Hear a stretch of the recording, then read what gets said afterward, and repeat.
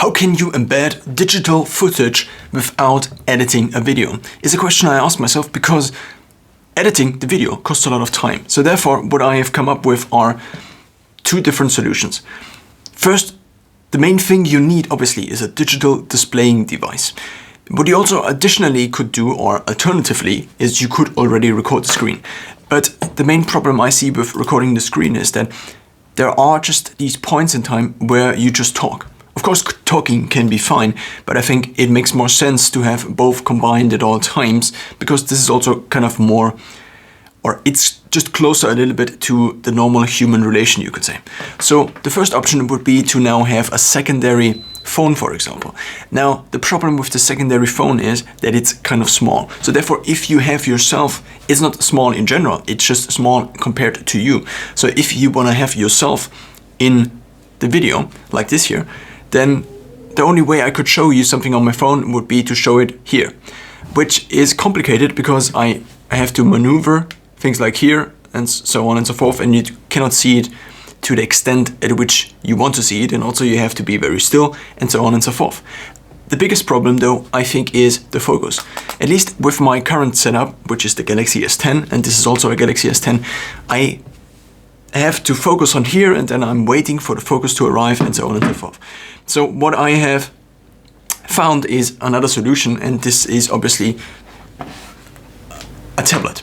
So now a tablet is basically a phone, just bigger, and this is actually not a tablet, but this is my notebook screen basically. So I currently have the Microsoft Surface Book 2, it's a 15-inch version. So now what you can do here is, as you are already seeing, you are seeing both things here. You are seeing me, and ideally this would also be kind of symmetrical, but at the same time you can also see what is on screen. And now the only thing I have to do if I additionally want to show more from the screen is I can just move the screen up.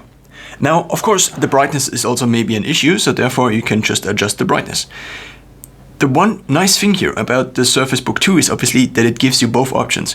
What I previously had is, and what actually is still my notebook, this is just a rental, because the other one is in repair, is the ability to have something that is as slender as this here. So as you are now seeing, there is the slight problem that now this is too bright. So therefore, of course, you have to kind of find the right brightness setting.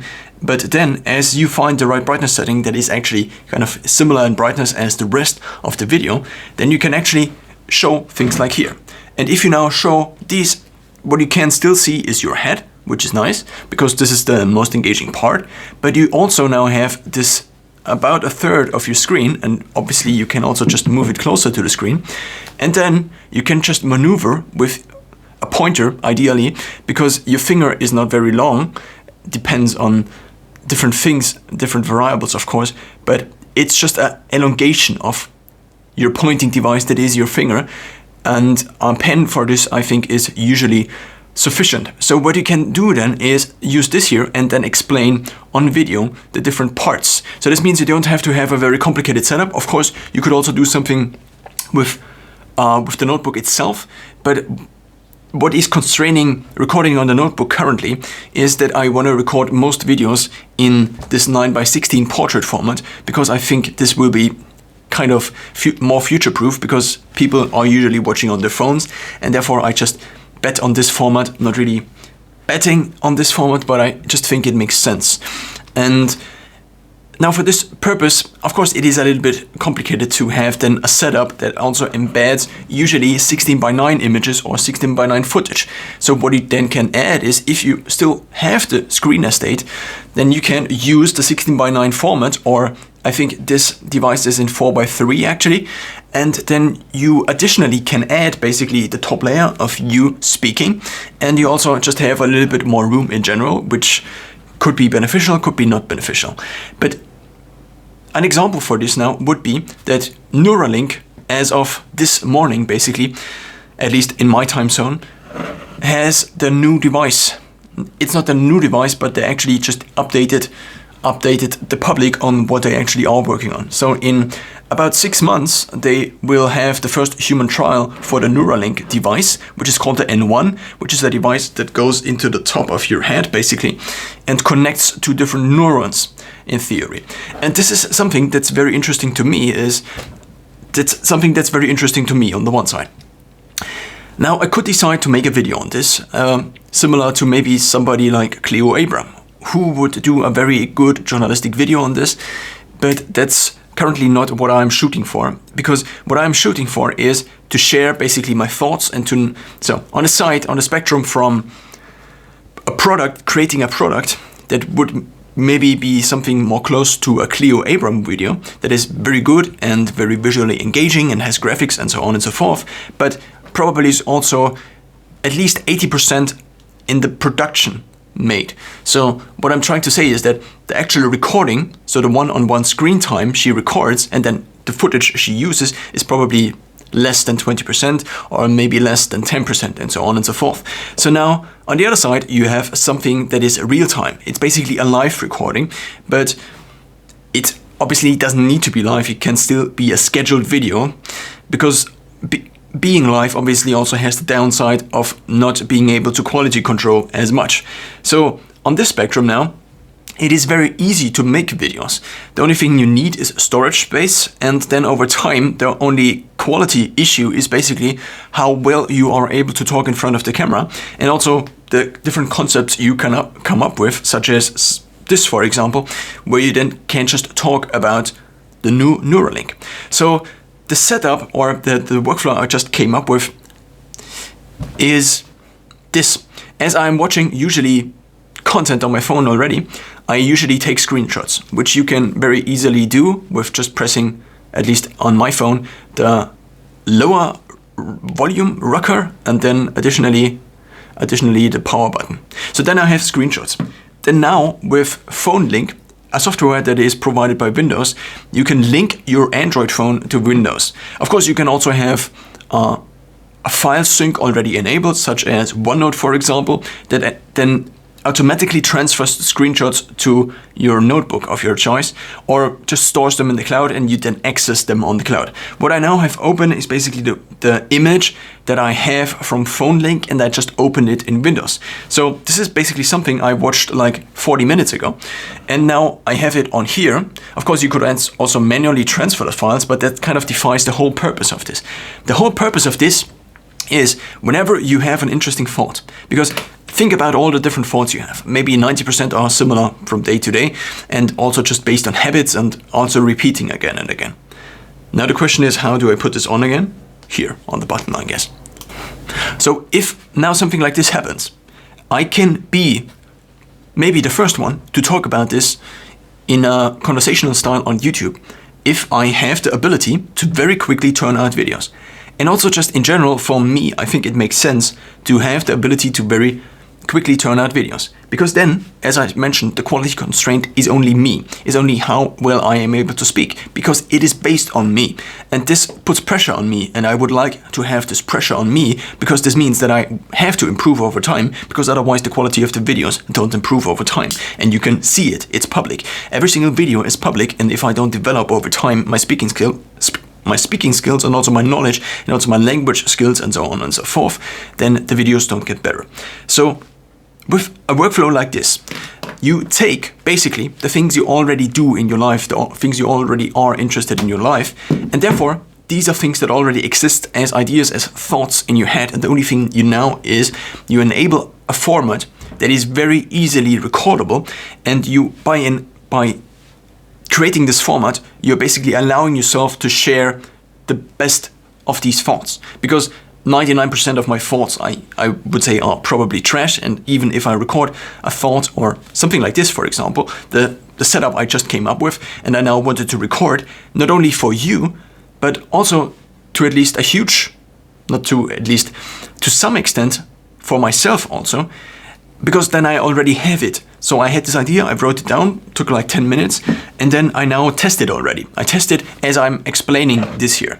So you have the two options now. You could also, so the two options I would want to state is that you either have it lying down like this, or you can obviously also just move it closer to the screen, because it is just how lines in space work, that you can just now enlarge this. And therefore you now have both parts.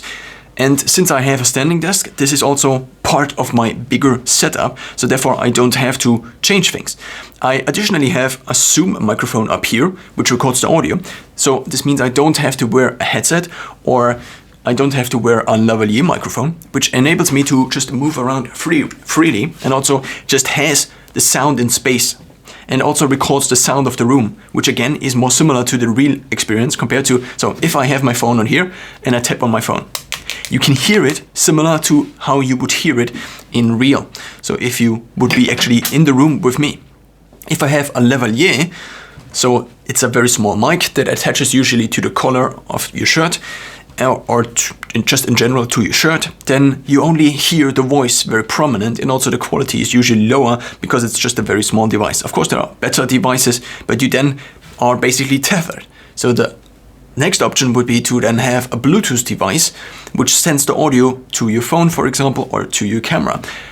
But there's a latency issue, obviously, because then the phone, if it records in real time, or the camera, if it records in real time, may have a short latency. Of course, this could also be improved, but then you again have to put on the microphone.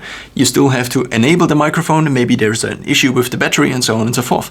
This device here, up here, the Zoom H6, is connected. And I just ask myself if the microphones are actually on. So it's connected to the power grid, so therefore I don't have to charge it. I only have to turn it on. Ideally, I would have a setup where it would turn on automatically, but currently I don't. So therefore, even though my video recording time at this point in time of the day is already over, what I now still can do is I just move basically to the side of my screen, and I do have my main computer basically here. And what I also could do is, if I would have still my main computer connected, which I don't because it is here, then I could just also reference something on the screen, like video ideas or like short notes, and I would then look over. And I think this looking over part is, to some extent at least, superior to reading basically from a teleprompter. Because if someone, I noticed this with myself, if someone talks into the video and then you are beginning to see that they move their eyes all the time, then there is just this thing that the eye contact they have is actually not real eye contact, and you realize this. And I think with a format where you talk into the camera, and it is clear that you now talk into the camera, and then you have basically dedicated time where you look away, and it's obvious that you look away. And you also are not looking down on your phone into the notes, but you're just looking away, as you also would if you, for example, just think, because we access information visually different in space. There are some theories about it, where you access what information, but just in general, people look away all the time. So if I, for example, would have my notes up here, you wouldn't even realize that it's either the notes or it's me just looking into space and not directly into the camera. So with a format like this, you now can record this on your phone. Ideally, it would already be transferred automatically, and then you could just move around freely. You could also, with the Windows normal picture viewer and a digital pen, you can then very easily mark things on your screen. So this is the main thing of the neural link. Then these are the wires, and then I don't exactly know what this is, but as you can see, you can see it now. And it's a very easy format. I don't have to take this, put it somewhere else. I also don't have the problem of writing and then having to show it to you like this, because I write it already on screen. The only thing you have to kind of do over time is potentially elevate the screen maybe. This would be an additional benefit. And I also could just use the base of the Surface Book actually for this, because there is also an elevation kind of built in. And then you very easily, if you can write in mirror, and you learn this over time, is you can then show things on the screen like this. Another big upside, I think, is that you can actually capture your state in real time. So if I make a video about this, and then I make it in the next 2 weeks, for example, at the different points in time, I would have to kind of fake my enthusiasm for this. So this just came out, but it didn't just came out because it came out today, and I'm recording it today, so it's the real thing. But if I, in 5 days, record this and I want to basically state that it came out today as if I recorded this today already, then I would have to fake it.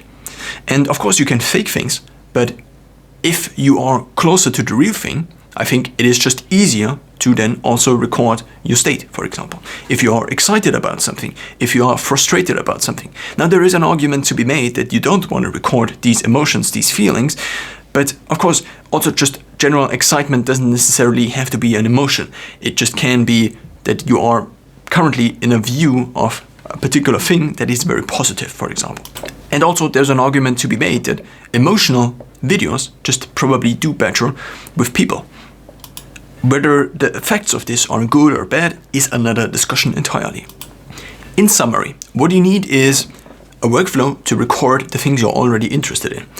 The second thing is that you just assume you share what you are already doing, what you are already interested in your life, which also gives you some expertise on it. I don't have to be a Neuralink expert in order to tell you that I just watched this video yesterday. Because as soon as you watch something, as soon as you consume something, it is part of your experience. And therefore also you are kind of allowed by society to share the thing. You don't have to be now a total expert. You can just say, this is from what I understood from this video, this is how it looks. And so it requires less authority, I guess, socially acceptable authority to speak about certain subjects.